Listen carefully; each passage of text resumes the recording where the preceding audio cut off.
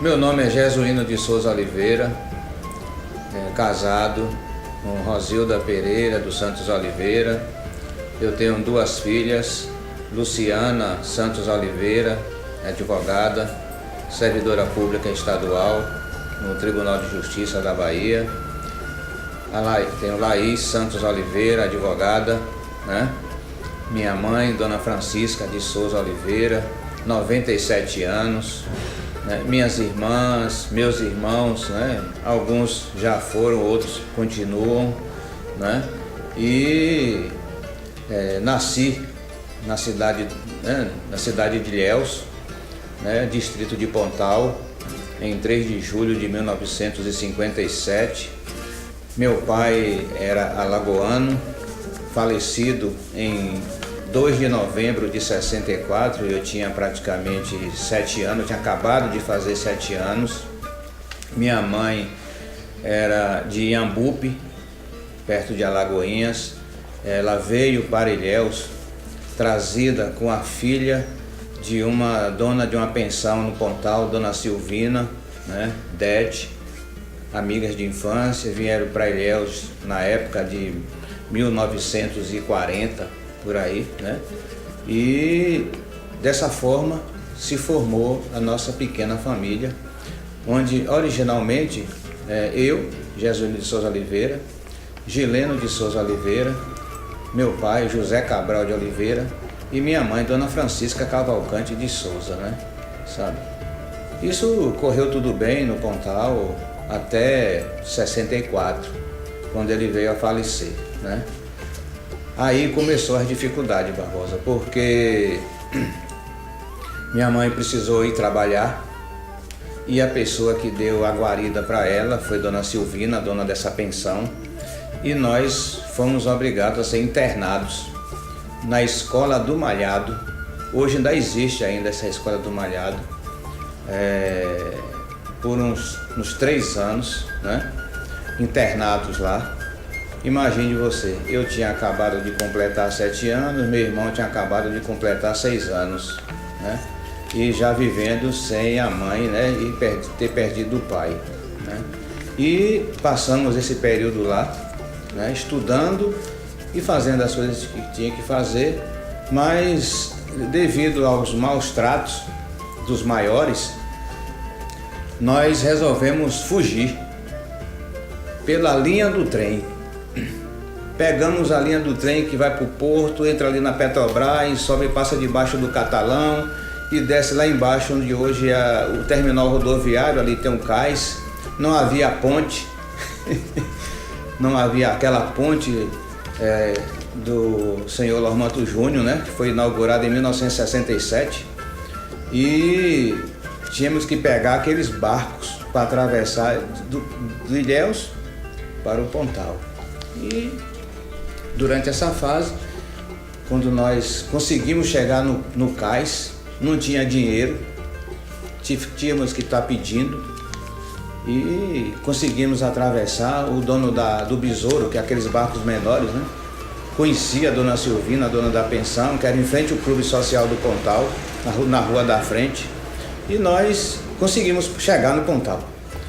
Susto enorme quando minha mãe viu a gente quase 9 horas da noite na porta da pensão, né? E foi aquela bronca.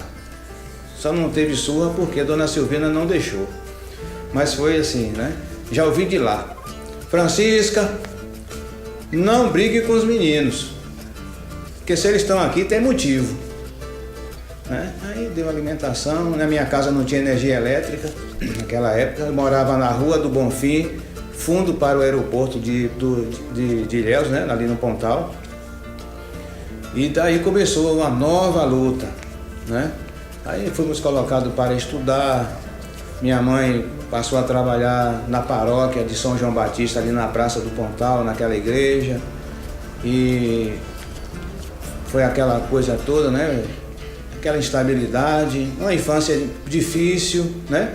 Mas nem por isso deixou de ter os momentos de travessuras, né? Os momentos de brincadeira, de andar em cima de carro, de correr, de andar na praia, enfim, né? Todo aquele processo E terminou que a comadre da minha mãe, Dona Hermosita, que já é falecida, e daqui a pouco eu digo como é que chegou a isso, né? Soube de tudo isso aí, né? Do falecimento, da dificuldade e tudo. E aí mandou buscar meu irmão Gileno para morar aqui com o padrinho, né? Na Mangabinha. Dona Hermosita, ela morava na rua São Sebastião, na Mangabinha, vizinho dos pais de Chico, da Direc, né? Que é uma pessoa bem conhecida, eu estou dando uma referência, né? Morava bem vizinho, parede com parede. E meu irmão veio e eu fiquei. E aí, sozinhos, separados, o padre, eu me lembro que o padre Carlos, da paróquia de São João Batista, falou com minha mãe: tem uma família que está precisando de uma criança em Itororó. E lá vai Jesuíno para Itororó, sem conhecer nada, naquele ônibus da Etimisa. Não sei se você lembra, que parecia um ônibus assim, daquele da antiga mesmo, né? Sabe? As malas eram em cima, o bagageiro era em cima na poeira, Catanica, e chegamos lá, parede, a estrada de chão, quase um meio-dia de viagem. Hoje se gasta 2 horas e naquela época era quase 6 horas, sabe? Chegamos lá, conheci a família, comecei, né, na família, né? Um casal que não tinha filho, dono de uma farmácia em Tororó e tal. Daqui a pouco começou já as dificuldades, né? Eu tinha que carregar a lata de água do rio até a casa, subir no tanque, não aguentava esse peso, terminei que caí da escada. Aí o padre foi visitar, depois de um período foi visitar para saber como é que estava, né? Eu falei: olha, eu queria ir embora, não tá dando para ficar aqui. Isso nas minhas palavras, né, de criança, né? Queria ir embora, não tá dando para ficar aqui, esse ritmo não dá para mim. Terminei que eu voltei novamente para Pontal, em Ilhéus, né? E aí a mãe da comadre de minha mãe, Dona Hermosita, Dona Dejanira, mandou recado por uma das filhas, né, da comadre de minha mãe: trago outro que eu crio. Aí passou um tempo, né? Chegou lá. Eu me lembro que eu cheguei aqui, Barbosa, junho de 66. Eu tinha completado 9 anos, né? E aí foi aqui entra a outra família, né?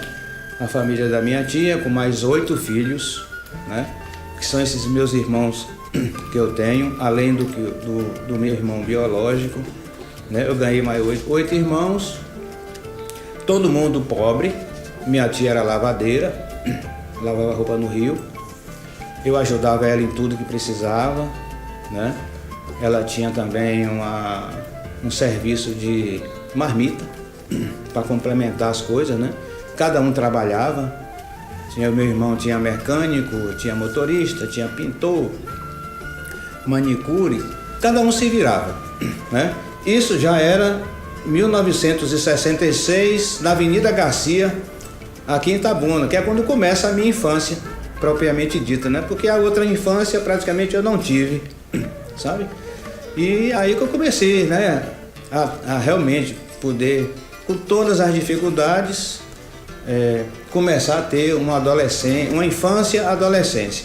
Mas já começa num momento difícil, porque no ano seguinte eu já estava matriculado na Escola Vicentina, ali na rua Dalila Paganella, ali, da Escola Agrupada Ozanam, da Sociedade de São Vicente de Paulo, né? Eu estudei todo o meu primário ali, do primeiro ano ao 4º, né, do primário, né, lá nessa escola, graças a Deus, e concluí direitinho. Tinha bons professores perto da minha casa, quase todo mundo da rua estudava por ali também.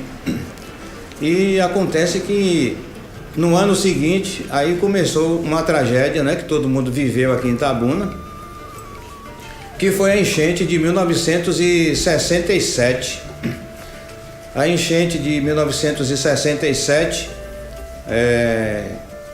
foi assim uma coisa assim rápida, né? E mobilizou muita gente. Lá em casa, na minha casa, na Avenida Garcia, número 158, né? Era um pouco alta os degraus, parecia que não ia ter nada naquele dia, 28 de dezembro de 67, que eu não vou esquecer, nunca. Eu acho que quem ainda é daquela época não vai esquecer nunca, né? E 4 horas da tarde a água estava debaixo, já batendo nos pilares da ponte do Marabá. Eu me lembro que 6 horas da tarde já estava bem em cima do gramado, do jardim, da Praça Camacan, e todo mundo achando graça aquilo ali. 8 horas da noite, eu já estava na rua, todo mundo já desesperado, porque a água não parava de baixar, sabe? E eu me lembro que 10 horas da noite, ainda está vivo ainda, tinha um motorista da São Jorge, atualmente Águia Branca, Nenga, que era pai de um dos amigos nossos, né, Reinaldo. Ele resolveu trazer uma caçamba para poder passar o pessoal pelo Jardim do Ó, porque só uma caçamba passava naquele Jardim do Ó para poder conter a força da água, porque a água já tinha coberto já o Jardim do Ó.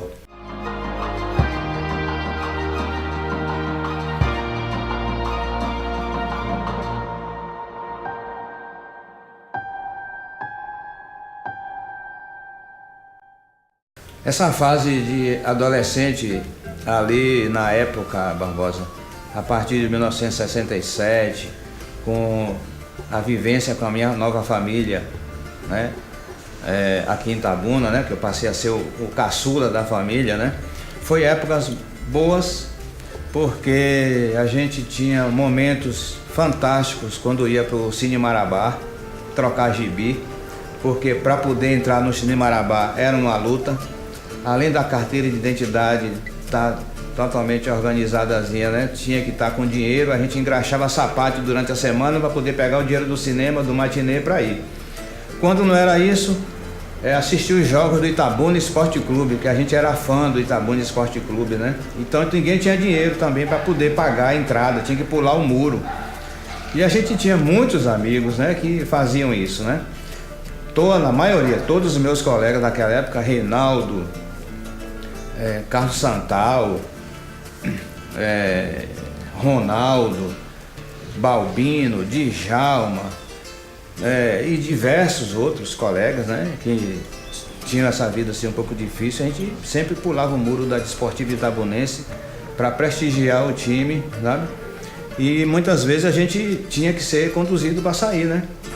Geralmente, até me lembro, né, que tinha alguns locutores que ficavam brigando com o pessoal para não deixar sair, não. A gente já conhece a turma, deixa o menino aí, é menino, tudo vizinho da gente, não sei o que, não sei o que. Mas a gente, quando podia assistir o jogo todo, brincava, conhecia os jogadores, né, participava e tudo.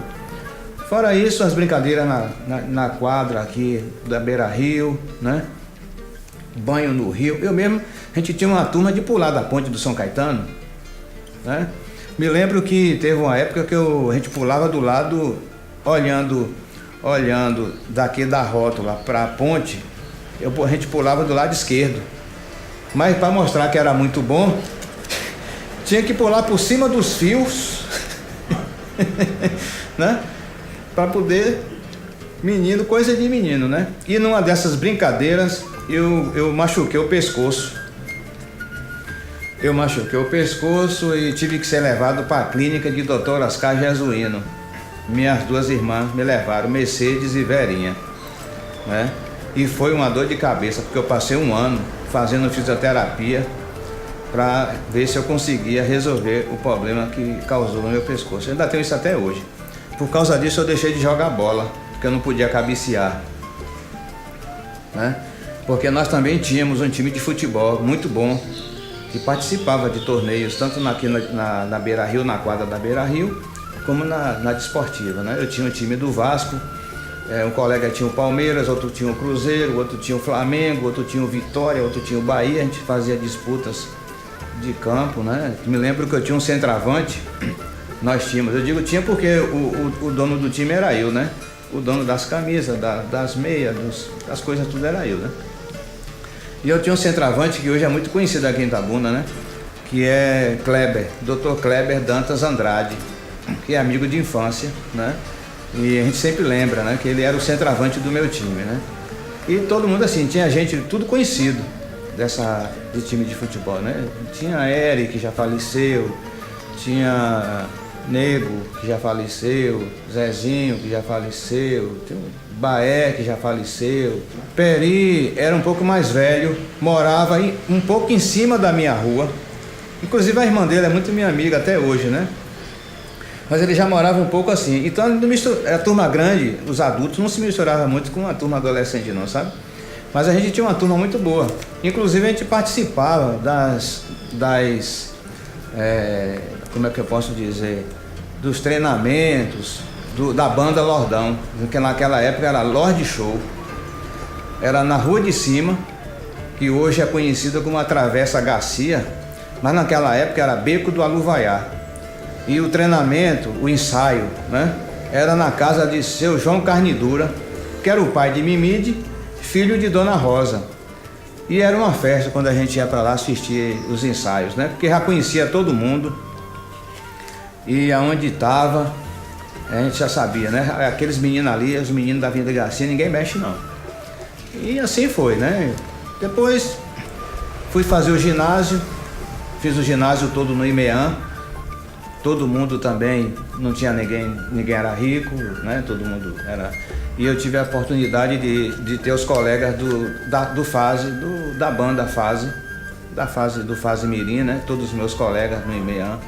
Aí hoje encontra a turma, é uma festa quando a gente se encontra para conversar, para brincar, reviver os momentos do passado, né?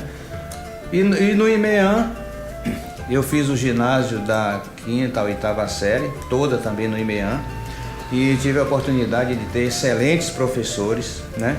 Dentre esses professores eu destaco a professora Maria de Lourdes Dantas Andrade, né? Que é a mãe de Kleber, que ela era professora de música, né? E de educação, e modos, essas coisas todas, e era na Cimenteira, ali onde é hoje a escola Norma Vídero, ali perto do CP, naquela rua do Vicente, né? E depois a gente foi para o São José e, enfim, a gente cresceu, né? Daí veio a questão já adolescente para adulto, serviu o tiro de guerra, né? E me lembro muito bem que eu tinha como professor, o professor que era o sargento Raimundo, professor de português, Genival, que era o professor de educação moral e cívica, e o sargento Santos, que era o comandante do tiro de guerra na época, que era professor de matemática. E as filhas dele, os filhos, todos nossos colegas, já na 8ª série. E aí chegou a época de servir o tiro de guerra, isso em 1976, 75 para 76.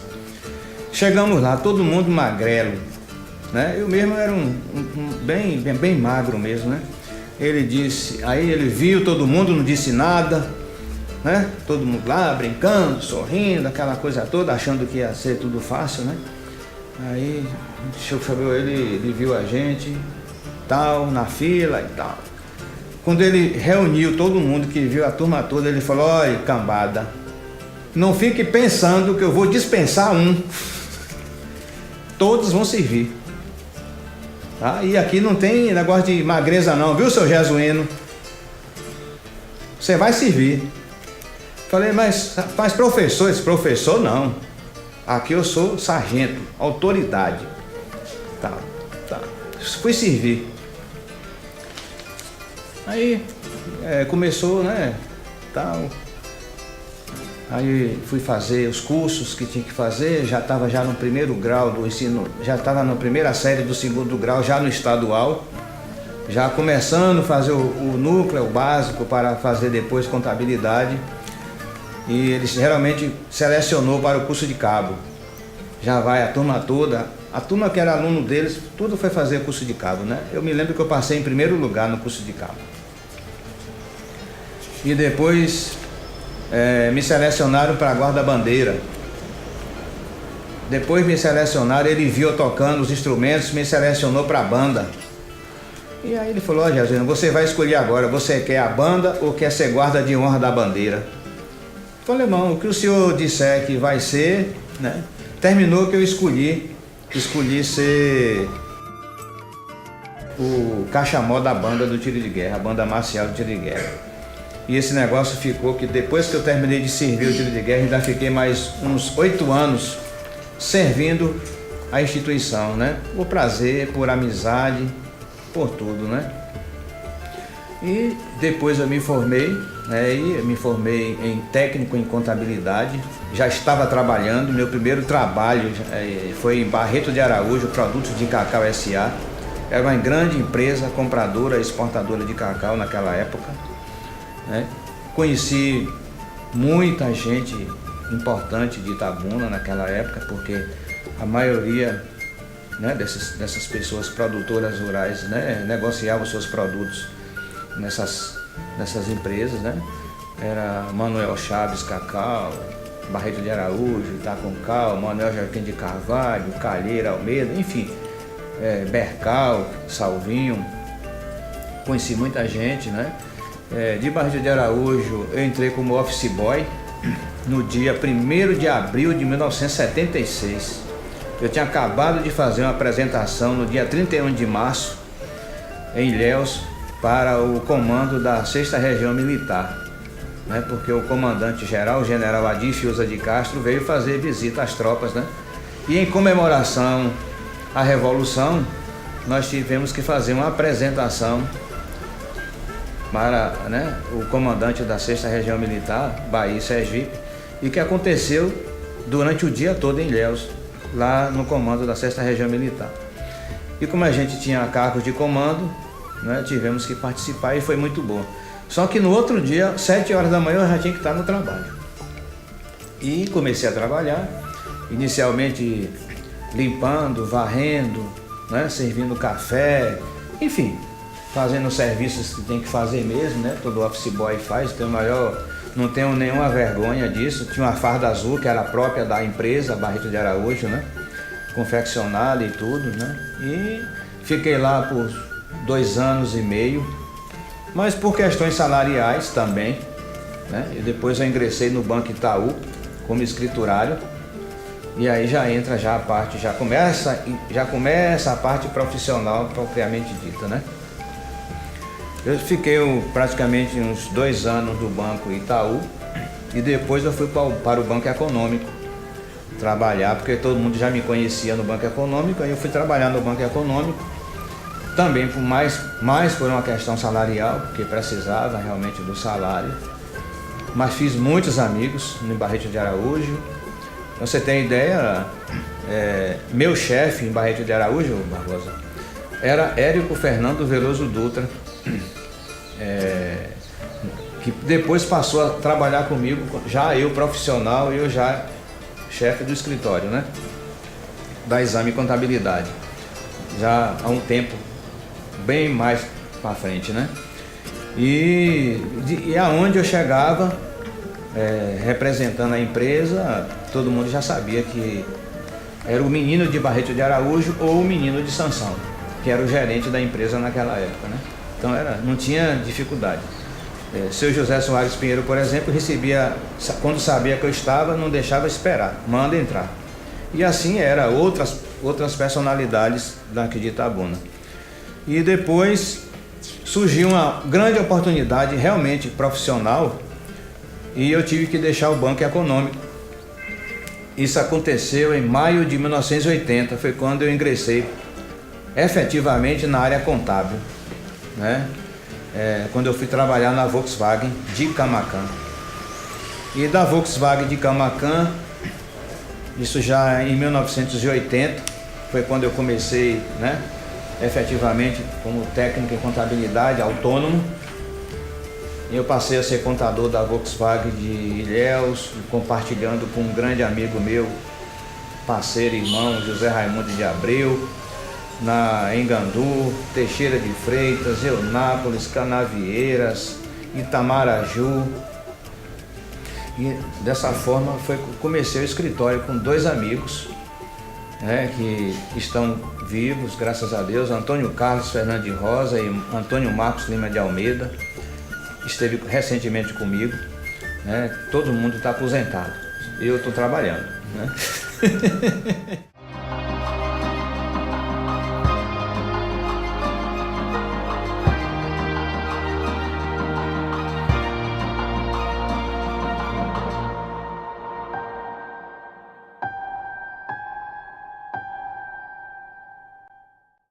Falando agora da minha família propriamente dita, Barbosa, eu tinha uma colega que se chamava Risélia, né?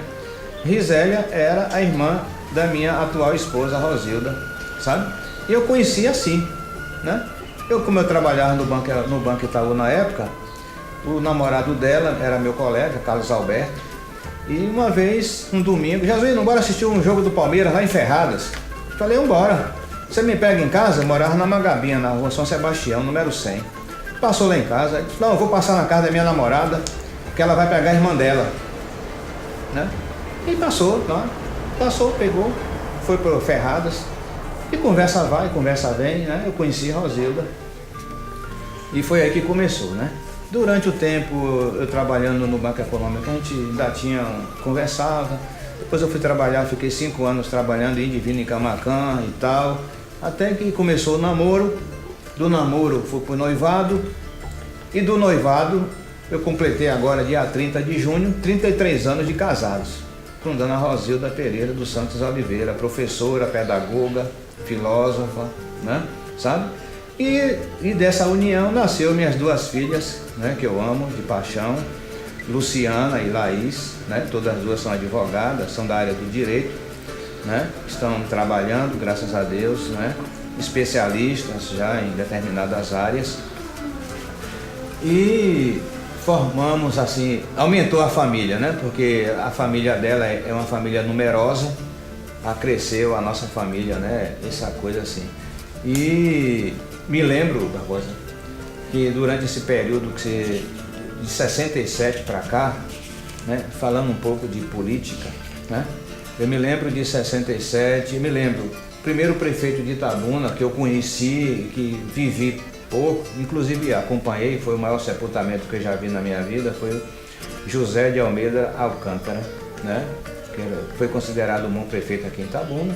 Depois eu vi passar Fernando Cordier, que eu conhecia assim relativamente bem, porque o irmão dele, Dilson Cordier, namorou uns tempos com a minha irmã, Mercedes, sabe? Eu provocava ele, né?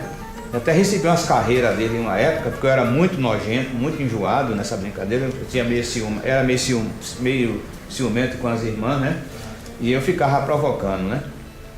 Como outros também, né? Já cheguei a fazer um bocado de bobagem assim, né? Para perturbar mesmo, né? Aqueles caras chatos, né? E Fernando Cordier, depois José Alduque Teixeira, depois Fernando Gomes, né? E Fernando Gomes, eu conhecia ele porque a mãe dele, Dona Esther e seu Oliveira, morava praticamente em frente à minha casa, na Avenida Garcia. Então a gente tinha assim conhecimento, né? A minha família, ela me chamava de filho de Deja, porque a minha mãe de criação era Dona Dejanira, né? Pereira de Souza, né? E tinha um bom conhecimento, né? Então durante muito tempo a gente conviveu, eu via às vezes, ele ir, né? Conhecia os sobrinhos, conhecia o seu Daniel, que naquela época era deputado estadual, né? Conhecia os filhos dele, até brinco com o Dinei, né? Que Dinei fica com sarro com a gente, né? E dizendo que, não sei o que, você é mais velho, né? É tudo brincadeira. Mas a gente tinha uma boa relação, eu conhecia, acompanhava, né? O desenvolvimento acontecia, né? Graças a Deus acontecia. Eu vi a mudança da feira ali onde é a FTC, eu vi o fórum florescer, né? Essas avenidas, né? Se desenharem e se concretizarem. né? Empresas que foram abertas, outras que fecharam, né? Muitas empresas importantes que fecharam ao longo do período, muitas personalidades, né? Lembro quando eu entrei na UESC já para fazer direito. Primeiro eu fiz pedagogia, depois eu fiz direito. E eu tinha muito conhecimento com os professores da época, né? Posso destacar o professor Soane Nazaré, o professor Francolino Neto, que já faleceu, o professor Altamirando Cerqueira Marques também. Fui trabalhar com ele no futuro, já um tempo muito depois na Cobrap, sabe? Então assim, hoje está tudo mais difícil, né? Tudo mais difícil. Naquela época não, naquela época do cacau, até 1989, as coisas, Itabuna era uma cidade muito próspera, sob do ponto de vista de serviços, do comércio, da comunicação, da agricultura, da prestação de serviços, muito, muito forte mesmo, né? Mas com essa decadência, né? Pensava-se até que ia ter uma queda muito forte. Mas como o povo grapiano é muito trabalhador, confia, né, em si, confia em Deus, você vê que a gente vai, né, vencendo etapas, né? E a cidade está aí, com 250 mil habitantes, crescendo, com as dificuldades que cada cidade tem, não é só aqui em Itabuna, mas praticamente toda cidade tem. Uma pena que perdeu seu status de cidade, terceira cidade mais importante do estado da Bahia, depois de Salvador e Feira de Santana, né? Mas assim, eu conheço Vitória da Conquista, está bem adiantada a Vitória da Conquista, né? Outras cidades também. Itabuna era para estar no patamar muito melhor, né? Mas ela é rica. Ela é rica em comunicação, é rica em serviços de saúde, de educação, e é rica pelo povo que tem, sabe? O povo trabalhador que tem. Eu acho que ela vai, né? A gente vai vencer, né? Nós acreditamos nisso. Praticamente todas as pessoas que de fora vieram para cá, prosperaram, né? E a tendência é realmente prosperar, né? Eu confio nisso, confio nas pessoas, sabe? Até que prova em contrário, todo mundo é trabalhador, todo mundo é honesto, todo mundo quer o melhor para si, né? E para o próximo também, para o próximo, né, também.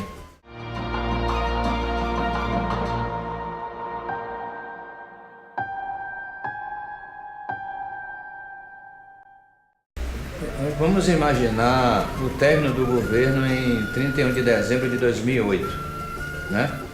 Que foi difícil terminar esse governo, né? Eu sei o que eu passei para conseguir terminar o período que eu passei lá de 2 anos e 8 meses, né?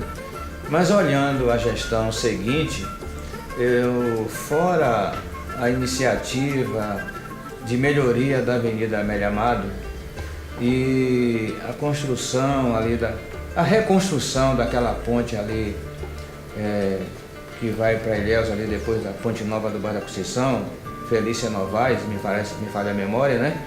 E aquela outra ponte que tem ali perto da Travessa Santa Cruz, ali do lado do Hospital Manuel Novaes, né? Eu não vejo muito crescimento, tá? Porque era para ser um governo assim organizado, né? E ao que parece, não estou aqui para julgar, é uma opinião pessoal, né? O governo ficou solto na mão de auxiliares que poderiam ter uma rédea mais segura por parte do comandante do município, né? Do chefe do Poder Executivo Municipal. E também não vi a fiscalização incessante da Câmara de Vereadores com relação aos aspectos fiscalizatórios, né? Da forma que eu era fiscalizado, por exemplo, quando era gestor, né? Da pasta da saúde, né? E com relação ao prefeito Claudivani, que para mim teve uma pequena decepção, porque ele sendo vereador por 2 mandatos e o vice-prefeito vereador por 4 mandatos, não deveria errar. Não deveria errar, né? Porque experiência para fiscalizar tem, experiência para executar não tem, porque as ações foram poucas nessas duas gestões, né? E na gestão dele também. Então eu acho que Itabuna merecia um 10 para frente, um 10 que realmente pudesse vestir a camisa e alavancar as coisas que nós precisamos. É ter um comércio forte, uma segurança melhor, embora não seja atribuição do município o aspecto de segurança pública, né? Mas nada impede que faça gestão junto ao governo do estado para que haja uma segurança melhor. A gente sabe que a de segurança no país é difícil, né? Em todas as localidades, nos 5.528 municípios que o país tem, a segurança pública é complicada, o saneamento básico é difícil, né? A saúde é uma questão nacional, a educação não deixa de ser também um problema, porque o país precisa realmente estar permanentemente como premissa básica a educação, e a gente não vê esse aspecto. Entretanto, a nossa esperança é que o governo atual, né, possa prestigiar a educação, né, fomentar a melhoria da qualidade dos professores, das escolas, dos alunos, né? E com relação à questão da saúde, a saúde não é uma questão somente médica. Ela está envolvida por saneamento básico, principalmente, né? Água limpa, né? Sabe? Trabalho.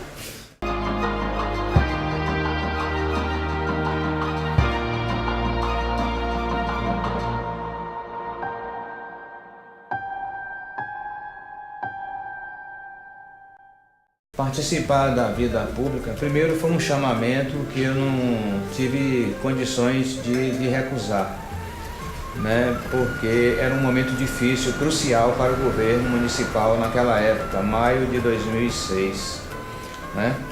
E para mim e para a minha família foi sofrível, porque minhas filhas foram humilhadas em sala de aula, né?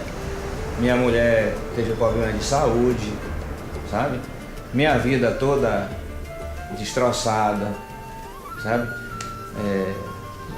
Assim, foi bastante sofrível, né? Eu sofro até hoje, Barbosa, com isso, sabe? Eu tenho problemas até hoje, sabe?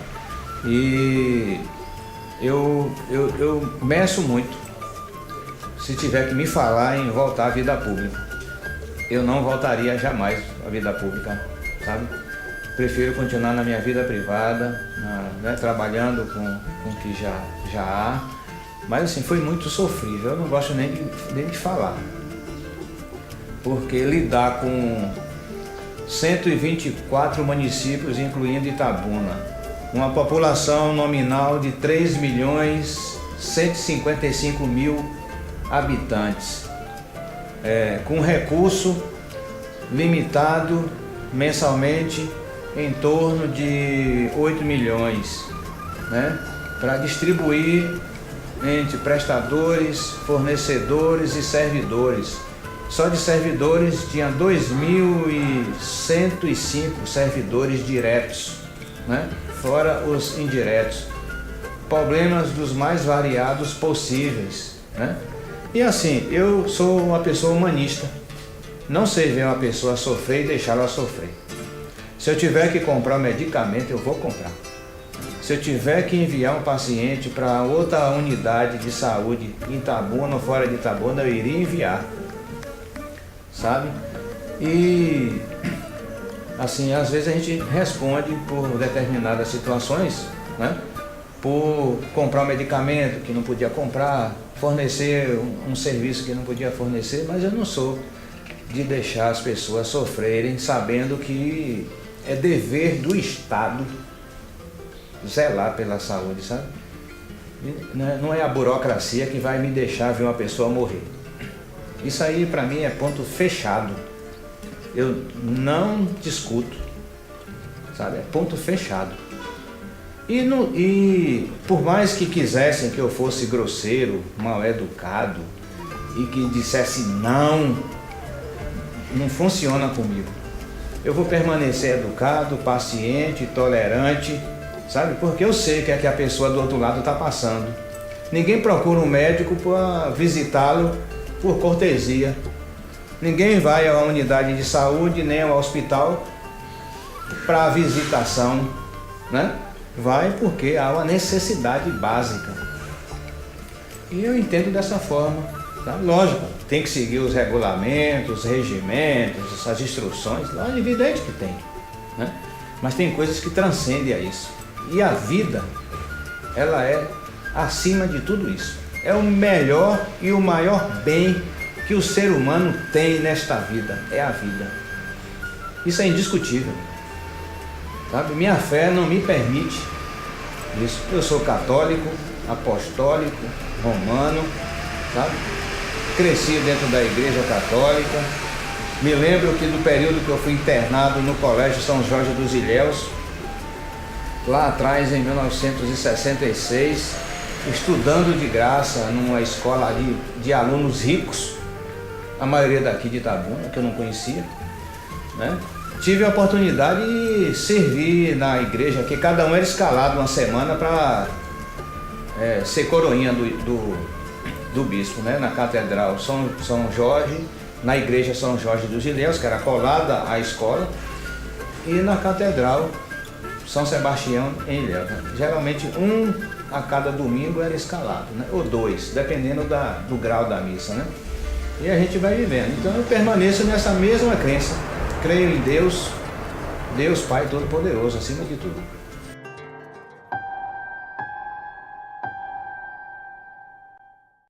A fé é tudo, Barbosa. A fé, ela é intransponível. Sabe? A fé move montanha. Não tem como discutir fé.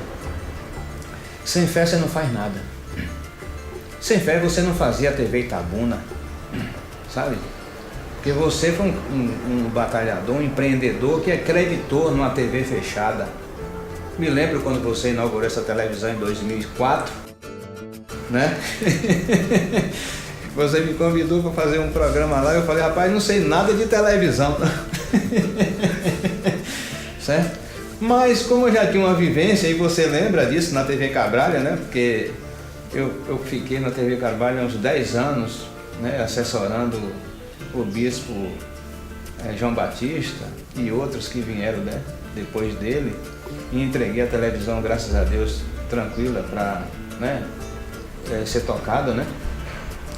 A gente foi aprendendo como é que funcionam as coisas, né? E você era apresentador do programa de esporte junto com o Miguel Lima, me lembro muito bem disso. Ramiro tinha um programa de médico, né? Rui Carvalho é o diretor comercial, meu um grande amigo, Rui Carvalho. Eu conheço o Rui Carvalho há 26 anos, sabe? E então, né, me permitiu, você confiou em mim, eu fui apresentar um programa na televisão, confiou em mim, como em outros colegas, né, que nós tivemos lá, né? Charles Henry, Reginaldo Silva, Reis, né? Você, Miguel Lima, né? E muitos outros, né? Para não ser injusto. Mas eu destaco essas pessoas porque foi uma vivência que eu tive, né, no ramo de comunicação, porque aprendi a fazer um pouco de televisão, aprendi a fazer um pouco de rádio, né? Tem outro amigo também, jornalista, que graças a Deus eu inaugurei o jornal com ele também, o Diário Bahia, que é o Valdenor Ferreira da Cruz, né, um grande amigo que eu tenho. Nós iniciamos o Diário Bahia, ele e a mulher dele, né? O Diário Bahia, quer dizer, eu acredito que vai fazer seus 17 anos, se não me falha a memória, né? E eu escrevi uma coluna por 13 anos no jornal Diário Bahia, a coluna Contabilistas em Ação, que era o mesmo programa que eu fazia na TV Itabuna, né? Hoje, por exemplo, eu estava vendo as fitas que eu tenho gravadas, né? E com as produtoras que a gente tinha e até hoje convive, né? Sabe? Então assim, fé é tudo na vida, sabe? É ela que lhe dá a força motora para empreender, acreditar.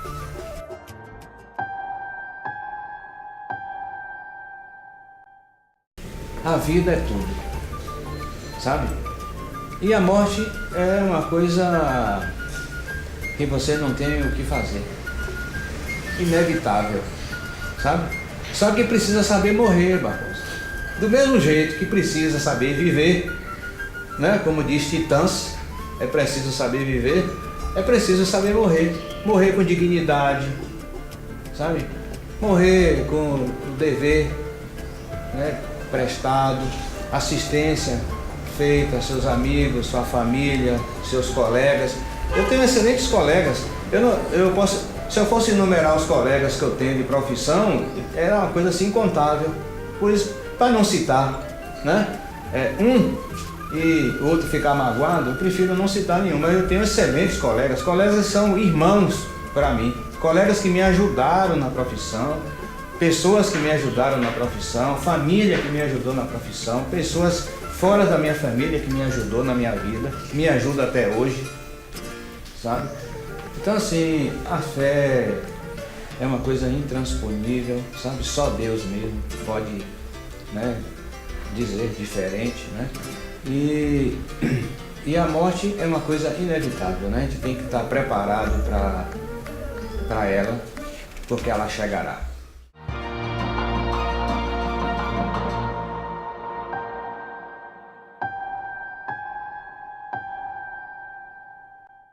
Eu me considero realizado porque eu tenho duas profissões, né? Assim, de militância mesmo, né? Esse dia eu estava até me lembrando, Andirley foi meu colega no ginásio, no IMEAN, sabe? A gente quando lembra, né? Hoje, você é advogado, eu também. Falei, pois é, mas todo mundo era lenhado, como disse na gíria, né?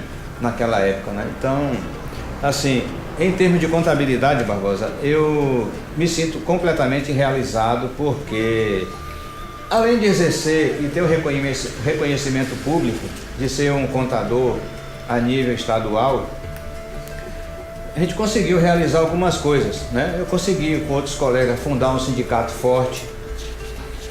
A gente abriu espaço no sul da Bahia para pertencer ao Conselho Regional de Contabilidade do sul da Bahia, iniciado por mim na época em 92, depois em 94. Escrevi livros sobre a profissão, tanto de direito como de contabilidade. Fui professor de contabilidade, professor de direito no Colégio Estadual de Contabilidade, no Firmino Alves de Direito Aplicado. Dirigi o Colégio Firmino Alves durante 15 anos, foi uma experiência fantástica, né? Com a professora Vera Lúcia Ramos de Oliveira, esposa de Dr. Valtécio Ronaldo de Oliveira, irmão de Adervan, que foram alunos do Colégio Firmino Alves. Muita gente estudou naquele colégio, né? Sabe? Eu me lembro que eu passei para professor de Ciências Contábeis do Estado em 92, em primeiro lugar no estado da Bahia, contador de contabilidade pública, professor no estadual. Chico, que é Francisco, né, diretor da DIREC, era o diretor do Colégio Estadual. Me lembro que eu dei nome à fanfarra do Colégio Estadual de Itabuna, a FANSEI. Fiz o registro no cartório, legalizei, CNPJ, tudo. Hoje é uma fanfarra mantida pelas direções subsequentes, mas ela nasceu lá na época, né? Sabe, eu sugeri o nome foi aceito, FANSEI, Fanfarra do Colégio Estadual de Itabuna. Criei também lá o colegiado do Colégio Estadual, criei a Caixa Escolar de lá e de outros colégios também, né?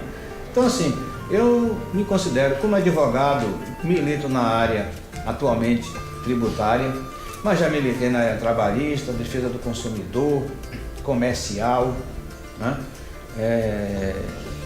E dessa forma, né, faço palestra em quase todos os lugares da Bahia. Semana passada, por exemplo, tive palestra em Tapetinga, Vitória da Conquista. Semana que vem em Salvador, Feira de Santana, né? Sempre bem recebido. Então assim, eu me sinto completamente realizado profissionalmente falando, seja como professor, como contador, como advogado, como empresário contábil, sabe? Tranquilamente, né? Eu sei que tá tudo bem, até como apresentador de televisão.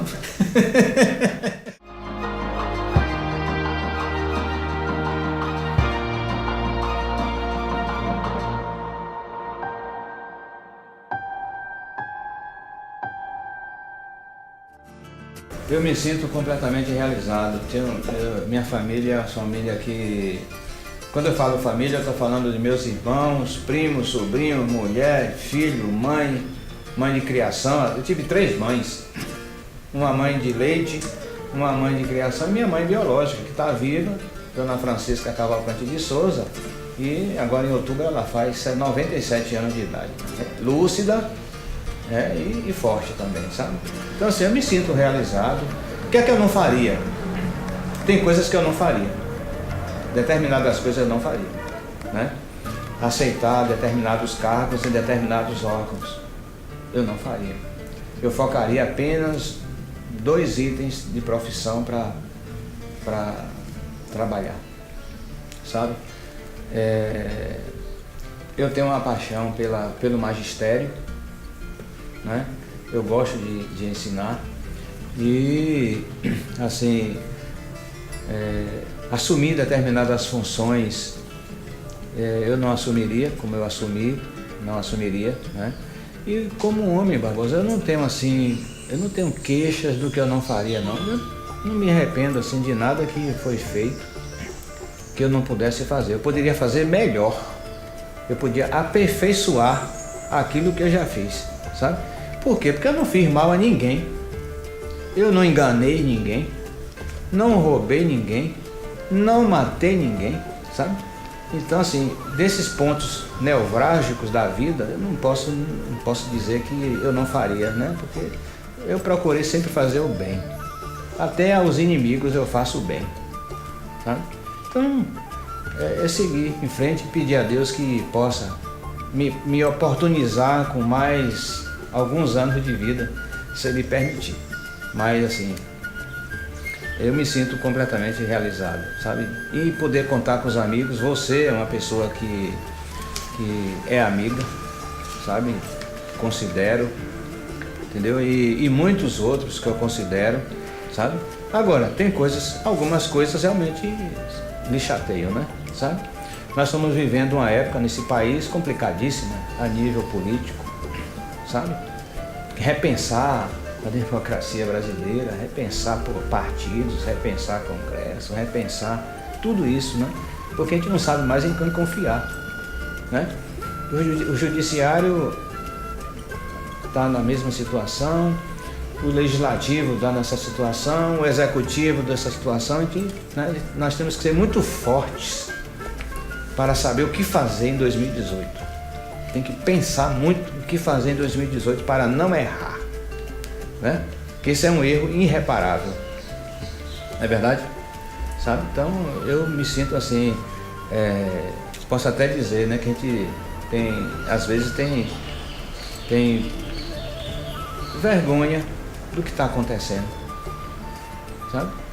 Eu tenho vergonha do que está acontecendo, às vezes eu fico chateado com que às vezes que falam de você, né? Criticam sem saber, sabe? Isso realmente chateia, eu assumi determinadas coisas. Para ouvir isso, jamais eu faria de novamente, sabe? Porque eu não fui para lá para isso, nem assumi para isso, né? Para poder receber essas pechas que você naturalmente recebe, né? Em função de estar no exercício de uma função pública, onde você tem que ser transparente, tem que prestar conta mesmo, tem que dar informação mesmo, sabe? Então, eu tenho assim, o maior prazer em fazer parte. Eu não faço parte da imprensa, né? Mas eu fiz parte um pouquinho de nada da imprensa itabunense, assim, eu não posso dizer que é uma imprensa ruim, é uma imprensa boa, com seus problemas que cada lugar tem, né? Mas a imprensa está aí para isso, ela tem que ser transparente e falar a verdade.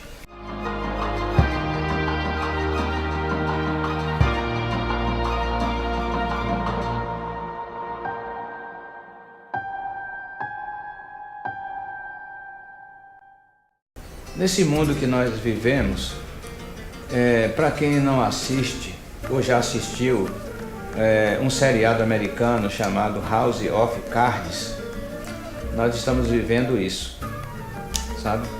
E eu recomendo que o melhor é não viver dessa forma, sabe? É viver com transparência, você comerciante, você contador, você empresário, você profissional liberal.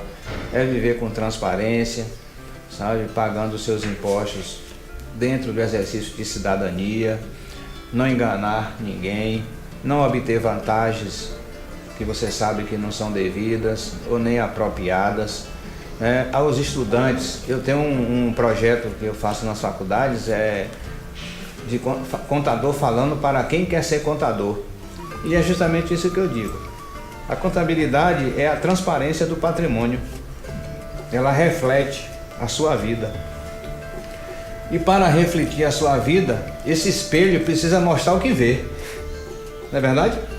Então o espelho da vida mostra você para quem você vê e para quem você não vê. Então seja transparente. Você é profissional liberal, você gestor, você empresário, você contador, você advogado, você professor, né? Transparência é a melhor coisa que tem, e a governança corporativa é a melhor coisa que tem para quem trabalha nessa área. Então assim, o meu desejo, nesses 60 anos de experiência de vida, é que tudo possa acontecer da forma que nós esperamos que aconteça, da melhor forma possível, para que todo mundo possa prosperar, Barbosa. Eu posso dizer uma coisa na vida. Alexandre o Grande pediu aos seus ministros, aos seus principais ministros, 3 coisas, né? Que o caixão dele fosse levado por todos os lugares onde ele construiu riquezas, que o caixão fosse aberto com a mão para fora e que fosse levado por médicos, né? E intrigados, os ministros perguntaram: mas majestade, por que vossa majestade faz essas recomendações, né? Ele disse o seguinte: os médicos, sem nenhum demérito, para eles saberem que eles não são deuses e não conseguem resolver a questão da morte. O passar pelas riquezas é porque, por onde eu passar, as pessoas que estão vendo o caixão passar vão ver que todas as riquezas ficam. Não estou levando nada. E terceiro e último, eu vim de mãos vazias e volto de mãos vazias. Então o tempo é o melhor senhor do tempo e da sua vida. Aproveitar o tempo. Tem que aproveitar o tempo. Eu aproveitei bem o tempo nesses 60 anos.